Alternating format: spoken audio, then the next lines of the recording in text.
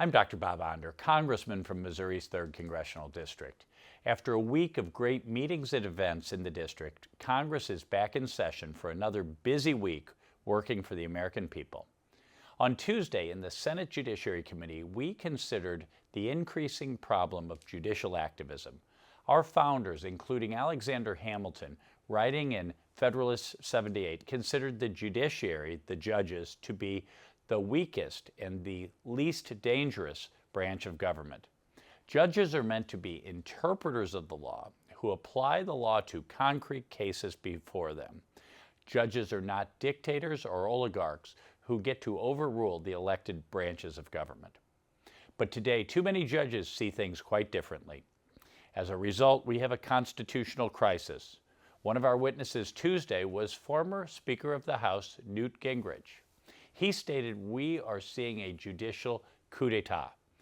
We have Chuck Schumer bragging about his 235 progressive judges in over 100 cases issuing injunctions to block the constitutional executive powers of the President of the United States.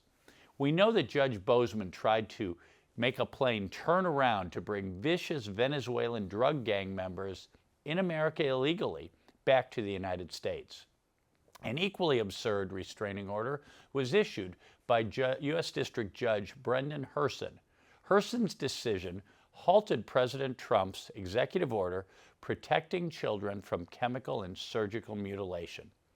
That important executive order blocked taxpayer dollars from being used for sex change procedures for children. This was an absurd order by an activist judge. The only reason such grisly procedures were covered in the first place was an executive order by Joe Biden. There is no law passed by Congress that genital mutilation or poisoning of children be covered by Medicaid. So it stands to reason that what Biden did by executive order can be changed by executive order by President Trump. But no, Judge Herson says, he is above the law and above the Constitution. We are seeing similar activist orders by other judges. 2/3 of the nationwide injunctions in the last 25 years have been against President Trump, and 92% of those were made by judges appointed by Democrat presidents. This is why the No Rogue Rulings Act is so important. A single judge should not have the authority to unilaterally issue rulings that affect the entire nation. The use of so-called nationwide injunction is becoming more and more commonplace. Activist judges are now actively interfering with President Trump's #1 responsibility, keeping Americans safe. These orders undermine President Trump's authority to secure the border and stop the invasion of our country by illegal immigrants, particularly those that belong to dangerous criminal and terrorist organizations, such as MS-13 and Tren de Aragua.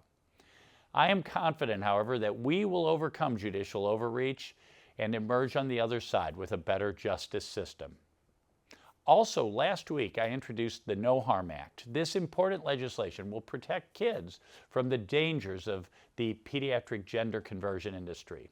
If passed, this bill would preserve parents' rights to decline sex change drugs and procedures for their kids, protect the rights of healthcare providers who decline to provide these so-called treatments, and protect taxpayers from being forced to fund the chemical castration and mutilation of our children.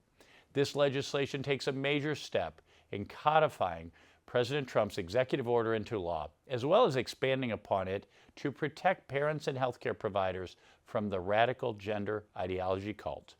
Just as President Trump said in his joint address to Congress, our children should be raised in a world that tells them they are wonderfully and beautifully made by their Creator, not convinced of the lie that they are born in the wrong body. I'll see you next week with my pen and my prescription pad. I'm Dr. Bob, and that's my prescription.